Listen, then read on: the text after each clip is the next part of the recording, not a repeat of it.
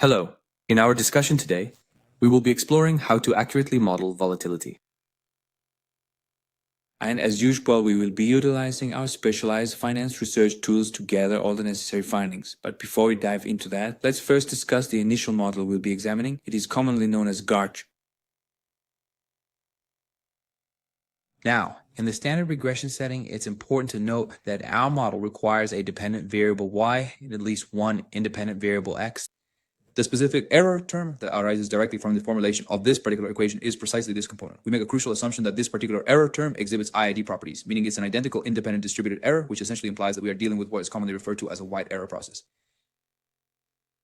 The movement of that particular error can be a significant area of interest for many researchers, especially when analyzing stock returns, exchange rates, commodity returns, or any other macro financial series. The inherent error within these specific variables could be quite interesting to include in our model. And for these types of variables, such as the return on a stock, particularly the monthly or even the daily figures, where the average value might be quite small, the predominant part of what we observe would actually be attributed to error. So if you were to try and model, for example, the typical monthly stock return, where the average monthly market return might only be around 0.8%, then the volatility itself would truly be the dominant factor or player in all of the movements. The properties of the variable.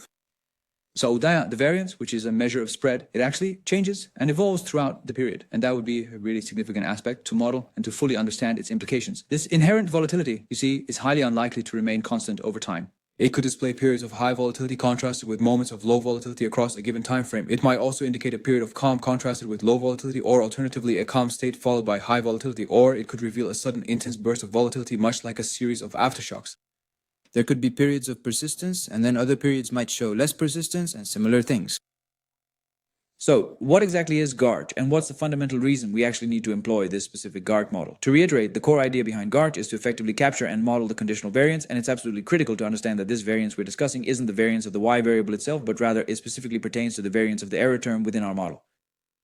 So again, in this specific scenario, we are primarily focused on modeling the inherent variability or variance of the error component and not the y variable itself. The error term, if you were to calculate its variance, which involves squaring the deviations from the mean and then averaging those squared differences, that process would precisely define the variance.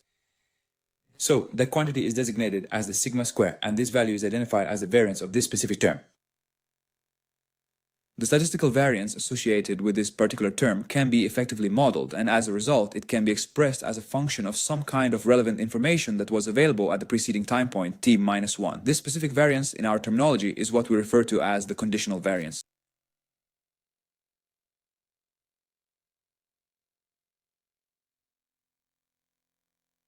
We're looking at the conditional variance, and naturally, we must also consider that of the error term. It's termed a conditional for a very specific reason, which is as follows. Its very foundation and behavior are directly influenced by the data and information that was present during the preceding time period. As a direct result, the statistical variances themselves are subject to change, and importantly, they can be effectively analyzed and modeled. Therefore, it's important to note that we refer to this as conditional. This model, in its initial configuration, can be started by incorporating an arch effect. This is, to be clear, the conditional variance, which is the sigma square of the error term. It's absolutely vital that you keep this particular detail firmly in mind. The specific characteristic of the error term is explicitly defined as being a mathematical function that is entirely dependent on the value of omega, where omega itself represents the underlying baseline volatility.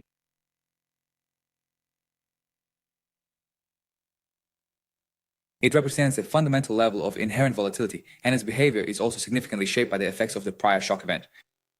So, if we encounter a shock, which is essentially an error term, regardless of whether it's positive or negative, we then proceed to square that value, and this action could potentially influence the overall variance, causing it to either increase or decrease. In this particular instance, because we are squaring the value, any kind of external shock or disturbance will inevitably lead to a substantial increase in the overall volatility of the system. And that is quite logical and makes perfect sense.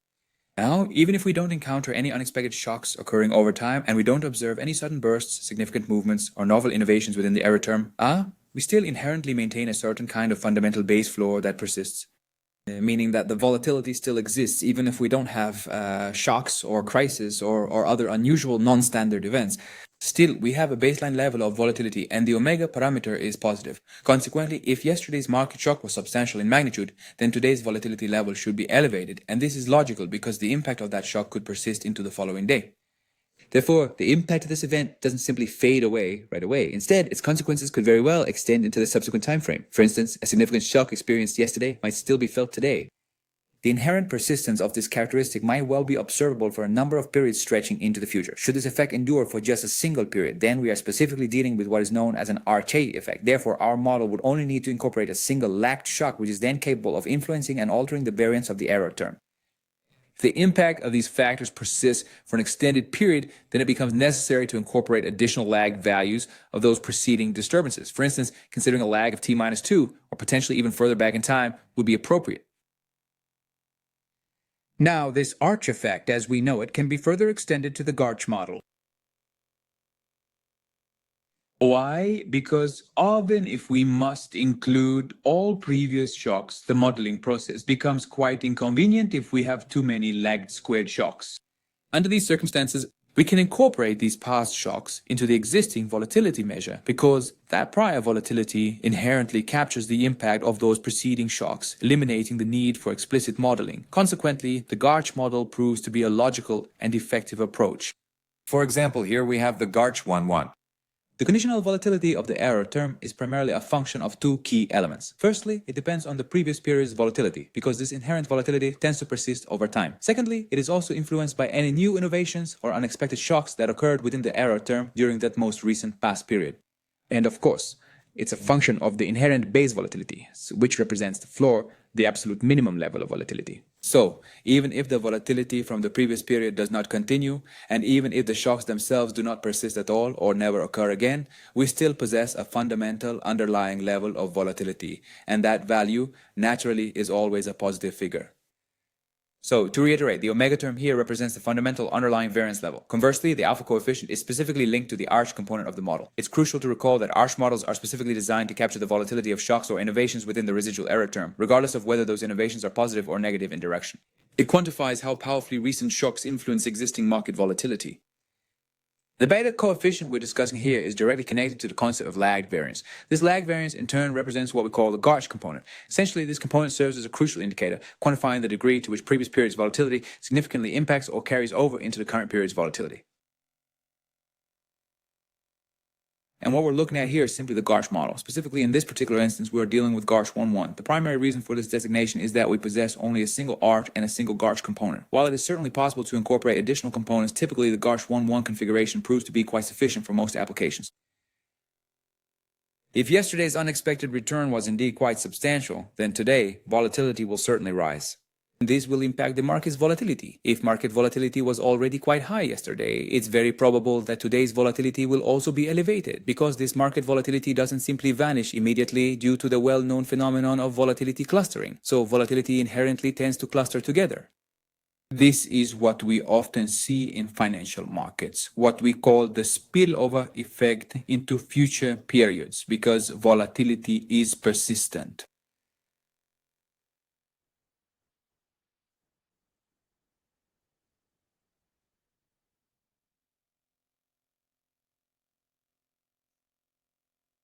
For the GARCH model, we stipulate that omega must be positive, the arch coefficient must also be positive, and the beta parameter needs to be positive as well. This restriction helps to ensure that the volatility will always remain positive, and that is precisely how it should be. Additionally, for this particular model to be valid, we absolutely need to ensure stationarity. This condition implies that when you take the arch coefficient and the GARCH coefficient, which are typically denoted as alpha and beta, and sum them up, their combined value must be strictly less than 1. This is quite important because if its value is very, very close to 1, then volatility is highly persistent. It's no longer stationary at all. If the sum of A and B, which represent the coefficients for arch and GARCH models, is considerably less than 1, or at the very least is simply less than 1, then the volatility will revert to its mean at a much faster pace, or at the very minimum, it won't persist indefinitely in that elevated state. Consequently, the influence of any past shock does not persist indefinitely. Its impact gradually diminishes and eventually completely fades away as time progresses. This particular characteristic is extremely important, especially if our goal is to accurately model the volatility, because for effective and reliable modeling, we fundamentally require the presence of stationarity. Now, if you look at this equation, this is the unconditional variance. So, Once we have successfully determined the coefficients for ARCH, GARCH, and omega, and subsequently input these specific numerical values, we can then proceed to accurately estimate the long-term variance level, which is inherently implied by the GARCH model itself.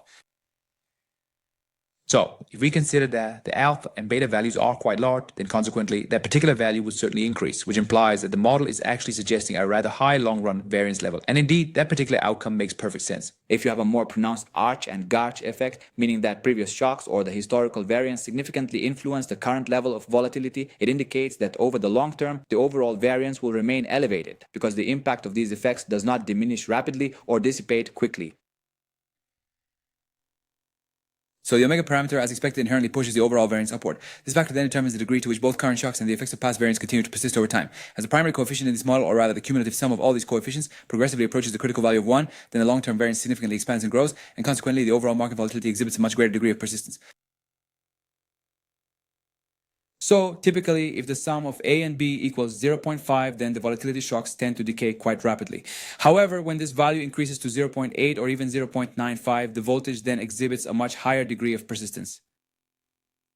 So when we are running a GARCH model, it is generally considered good practice to estimate the alpha and beta coefficients and then sum them together to observe what their total value indicates. So, the main question that we're facing is, since we are modeling the error term, as I mentioned before,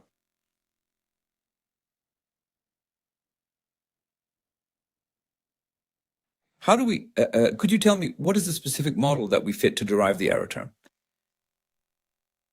the most popular approach is the mean model, meaning that for the variable of interest, we calculate the mean over a specific time period, and that will be the variable. So the difference between each individual period's value and the mean value calculated across all time periods, that difference is simply the error. We call this particular formula the mean equation. So we do not have any other exogenous variables. The variable x is not present. To put it simply, we employ the mean model using its mean value to calculate the error. This specific formula is what we refer to as the mean equation. Once we have successfully calculated the error term, we then proceed to model its behavior. For this, we utilize the GARCH framework, as you can observe in the presentation right here. Therefore, to clarify this concept further, let us now consider a straightforward numerical example. Let's consider that the previous error term squared, which is essentially the arch component, is valued at 0.004, and the lagged volatility of that error term is 0.009. Omega has a value of 0.0002, alpha is precisely 0.1, and beta is exactly 0.85. So, quite simply, we just plug in all the numbers, we have all the coefficients and the variable right here. If you substitute them, we can then calculate h, and the resulting h value is this particular one. This value represents the calculated variance. If you take the square root, then you will obtain the conditional standard deviation, or perhaps the expected standard deviation. If you then take the square root of that value, it will become the standard deviation as specifically implied by the GARCH model. And you can use that as an expected standard deviation for the next period of time. So, for example, we would anticipate that the standard deviation value for the current time period will be approximately 2.87%. And just to clarify, this particular value is the measure of volatility that is implied by our statistical model for the associated error term. We can now consider another numerical example. If, for example, the average monthly stock market return is consistently 1%, then the observed difference between the actual return achieved in any given period and that established mean value is precisely what we define as the error term. We can estimate that initial value, and following that, we then proceed to model the inherent error right here. We assume certain numerical values, and then we are able to effectively plug those values in right here. And once more, we are then able to precisely determine the conditional variance. So for instance, the arch component specifically quantifies the impact or contribution stemming from any sort of new information shock that occurs. The GARCH component, on the other hand, extends this concept by also incorporating past volatility. So this entire section, this whole diagram here, represents the arch component. This is all based on the last numerical example we discussed. We obtain this particular value. This will then clearly show the contribution of the new information shock. If you take this entire component right here, which we're identifying as this specific part, and then observe how it transforms to become this subsequent section, that will clearly illustrate for you the carryover effects stemming from all of the past volatility. So the historical volatility from previous periods will indeed carry over into the next upcoming period by precisely this particular amount.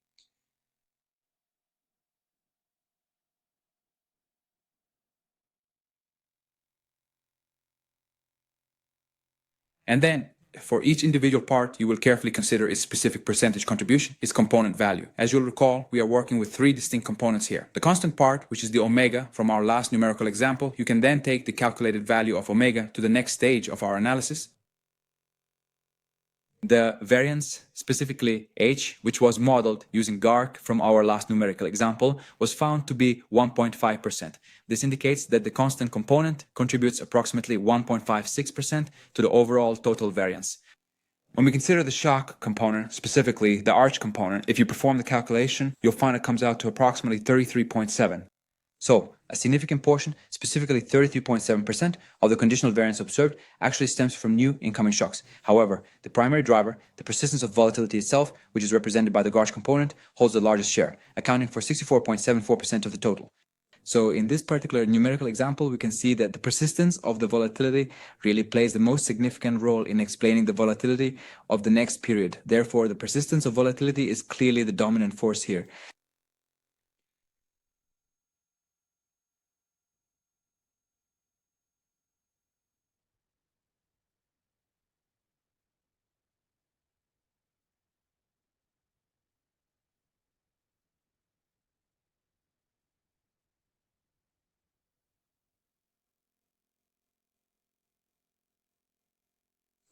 Well, the real question we're posing here is why aren't we simply calculating the standard deviation, the very one that we've learned about in our basic statistics courses? We would first determine the error, and then, quite straightforwardly, we would just find the standard deviation. Well, you can do that, but rolling volatility is also called realized volatility. It's more about its descriptive nature, focusing on how things are observed. The GARCH model, however, is specifically designed around a formal recursive variance equation. This equation dictates how new shocks and the impact of past variance jointly determine the current level of volatility. So the GARCH model will provide us with a structural variance equation along with its estimated parameters and also enable dynamic forecasting. So when we are talking about rolling volatility, it's primarily descriptive in nature. It doesn't actually predict anything about the future. Instead, it simply tells you what the past volatility has been. For example, if you take the last m number of returns, specifically your monthly returns, and then compute their sample standard deviation. But for the GAR mods, it will provide you with more information about its structure, and you can certainly use that for making future forecasts. It will also give you a clearer idea about the ongoing persistence of the error term.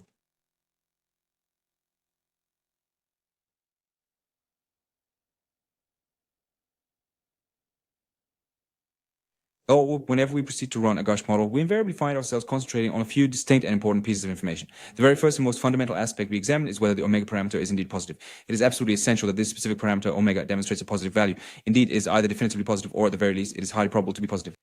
Is the alpha coefficient significant and economically meaningful? Then we also need to consider the arch component. Is the B coefficient itself large? And which of these two coefficients is actually larger? If we were to add them together, what would the total amount be if it's close to 1 or perhaps very small and below 1? Does the estimated variance path show clustering that is consistent with the observed data?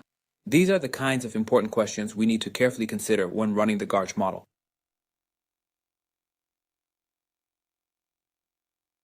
Of course, we have other variations of the GARCH model, and we may create separate videos for those. So let's go ahead and use the Finance Research Get website. I'm going to select the time series option. First, we'll need to make sure we select the monthly option for our data. For this particular analysis, I've decided to set our starting point at the year 2000, and we'll conclude our observations in 2005. Consequently, this will serve as our initial sample period for examination. While it's certainly possible for us to extend this time frame further, for now, let's limit ourselves to these 5 years. So, the key variable we are aiming to model, specifically its error component, is the overall market return. Therefore, I will proceed to choose the monthly return as our primary metric for this analysis. And then, as the next step, we will proceed to aggregate the monthly returns from every single firm. This will be done for each month, and we'll use the median as our primary statistical measure. So, it's important to remember that for every month, we deal with a large number of firms. We must aggregate all of their data to get one single number for each month. That one number is then called the market, because it includes all firms operating within the market. We aggregate that specific figure from all firms operating in the market to obtain a single unified number. So by leaving these boxes empty, we're not confining our selection to any specific types of firms or particular industry sectors. We are instead choosing to include all firms, which means we are finding the overall market's key metric. And then, following these steps, we proceed to apply our methodology. In this particular scenario, our objective is to determine the median market return, which can also be referred to more simply as just the market return. Therefore, we can confidently label this specific metric as the market return.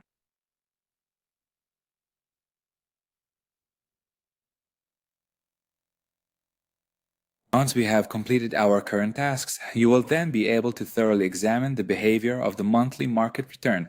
You can clearly see the average figure, for example, is 0.87. Now, if we translate this into an annualized percentage, it represents nearly 10%, specifically falling between 10 and 11% on a yearly basis. However, the mean return is much smaller than standard deviation, and that is expected for many financial variables, especially at high frequency level, like the monthly frequency. We see the very same phenomenon occurring with the exchange rate and a multitude of other economic variables. It really appears that the constant fluctuation, the sheer volatility, is what predominantly dictates the overall movement, rather than being primarily influenced by the underlying mean value. In fact, the calculated mean value itself is remarkably close to a mere 0.87%. So, understanding and modeling volatility should be a particularly interesting question, because we inherently have volatility, and this volatility often tends to cluster over periods of time. Scrolling down,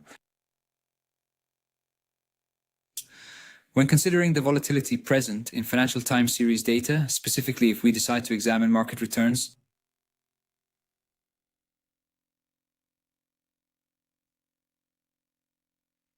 so we encounter various forms and different families of these models, but for our current discussion, we'll concentrate specifically on the GARCH framework. When working within this GARCH model, you'll find yourself presented with a multitude of options and various configurations to consider. In our detailed discussion, the GARCH model primarily focuses on understanding the ARCH and the GARCH components themselves.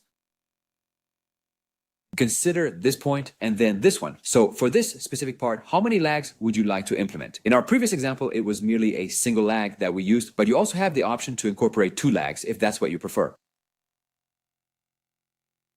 Or even 3 lags, for example. It's the same principle with the past variance. Currently, we only have 1 lag of variance here, but you can certainly add more. We're facing 2 distinct lags. First, there's one significant delay, then a second one, and frankly, it's quite easy to add even more such delays to the situation. We've determined that the GARCH 1 model is the most appropriate choice for our current analysis. The concept of leverage lags, however, would typically be addressed by entirely different models. Different models, like TRARCH, for example, these models differentiate between positive and negative shocks. In GARCH, we treat them equally. These shocks, we treat them all with the same consideration. Whether they are positive in nature or entirely negative, the overall effect is precisely the same. We simply do not distinguish between a positive impact versus a negative one. The outcome they generate is exactly identical. However, when considering other variations of the GARCH model, it's possible that the negative factors could exert a more substantial effect. For instance, in times of economic crisis, adverse shocks will exert a significantly greater influence on overall market volatility than any positive shocks, and this phenomenon is consistently observed. But for the GARCH model, we do not distinguish between negative and positive shocks. We consider them to be equally important. Therefore, we will set that parameter to 0. If you are to combine the first, second, or even third options, it implies that you are initially considering a symmetric impact from these shocks. However, in reality, the negative shocks will have a distinctly different effect compared to the positive shocks. Regarding the harsh model, this particular aspect applies to that specific case. Our primary objective is to simply model the arch. This system allows us to model the volatility across different time horizons. So in this particular case, the situation becomes a bit more complex. For instance, you could have a model that calculates daily volatility if you select option 1. However, if you select option 5, it implies that you're modeling the volatility at a weekly frequency. If you select 22, you are modeling that on a monthly basis. Let me repeat, this is not part of our GARCH discussion, so we are going to remove that. Now, the innovation distribution we're talking about here is intimately related to the Z value that we have previously discussed. Let me take a moment to clearly demonstrate this specific section for your understanding.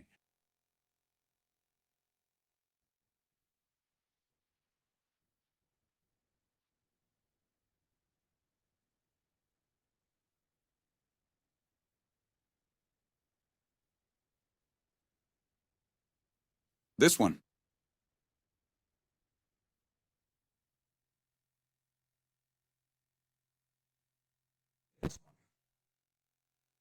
That will tell you the precise source or origin of the error shock. The error shock itself is simply a direct function of the underlying volatility. And this particular relationship makes a great deal of sense, because higher volatility inherently implies that we are most likely going to experience more extreme or certainly more intense shocks. So, a variable that possesses higher volatility will, generally speaking, generate a greater number of shocks in every single period. It's crucial to remember that E here specifically denotes the shock, which is the error term present in any given period T.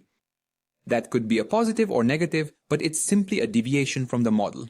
And this deviation leads to increased innovation, more frequent errors, greater shocks, and heightened uncertainty. This is directly a function of the variance. So, assets with high variance will naturally tend to generate more shocks over time. That makes perfect sense. And this specific term is called... This is the standard variable that we are examining. A standard variable has a value that ranges between 0 as a mean and a variance of 1. This has successfully standardized the z-value, a metric already quite familiar to anyone in the field of statistics. And as a result of this standardization, that z-value now consistently follows a normal distribution. It is in fact perfectly symmetric, even if that's not immediately apparent, and it displays characteristic thin tails. This particular aspect would then determine the magnitude of these shocks, or indeed whether the positive shocks exhibit a distinct characteristic compared to their negative counterparts. Furthermore, if one were to employ a standard normal distribution, then the variable z, in this specific context, would inherently follow a Gaussian distribution, which is of course a normal one. It's a symmetric distribution, meaning that the positive shock has the same probability of occurring as a negative one. And crucially, the tails of this distribution are thin, so most likely we're not going to experience any truly extreme shocks, especially when we consider the inherent level of variance associated with that particular asset. However, you have the chance to change that to fat tails, allowing more probability for extreme shocks from the distribution of that asset given the level of variance, or you can have even a skewed distribution. In this case, we are going to assume that the shocks are generated from a normal distribution. Once we have successfully configured all of those parameters, then we will be able to fit the volatility model. To do this, we simply need to click on this specific icon. If we allow for a moment, you'll see that here we have our model. We are specifically using the mean model, and its corresponding coefficient is this value. This mean model is our primary focus. So when we look at the average value for our specific asset, we find that it comes out to be precisely 0.008. When you have a value of -3 in this context, it signifies that you must adjust the decimal point by moving it 3 positions to the left. So if we were to consider that as a percentage, it would then represent n%. And ultimately, that specific value would be equivalent to 0.87. The percent value. So what this means is that the average monthly market return is around 0.87% on a monthly basis. Then, to get the annual return, you would simply multiply that figure by 12, which will then give you a total of between 10 and 11% annually, omega. This one right here is what we call omega. We can conclude that omega is equal to a very, very small value. So then the calculation's final outcome will ultimately arrive at a precise value that is equivalent to 0.00017. That means even if you don't have past shocks affecting variance or volatility persistence, even without these two components, volatility is still positive by this amount. This represents the baseline volatility. Alpha here is the arch effect. You'll notice that the arch effect is quite small and very close to zero. And therefore, we almost don't have any arch effect present. However, it is quite clear that we possess a GARCH effect that is truly very significant and impactful, and the one we are referring to is precisely 0.85. So, for our specific example, it clearly seems that the GARCH component, which is the past volatility, is the most significant player here, because its coefficient is quite huge, at 0.85, especially when compared to the other contributing parts. Consequently, the baseline volatility also has a specific numerical value. Here, it doesn't exist because its value is 0 and not even significant. Here, it possesses a very significant value, and it's statistically quite significant as well. Because the t-value you see is truly quite huge, 27, and of course the p-value here would be extremely small, indeed very close to 0.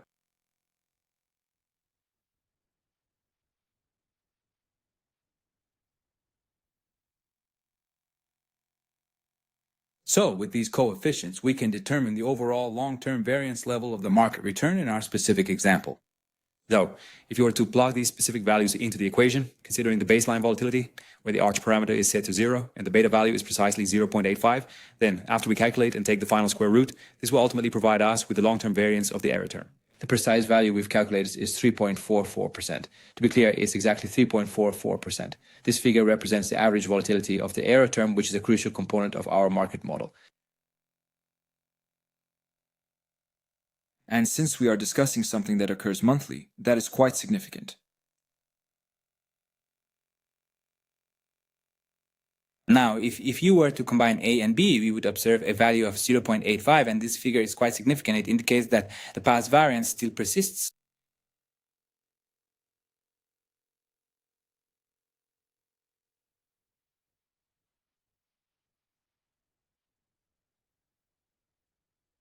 So, is W positive? Yes, it is. Is A significant and economically meaningful? No, it isn't.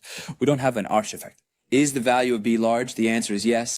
Is the combined total of A and B considered to be a large value? The answer to that question is indeed yes. Therefore, we observe characteristics such as error, volatility, persistence, and clustering within the error component of the monthly market return.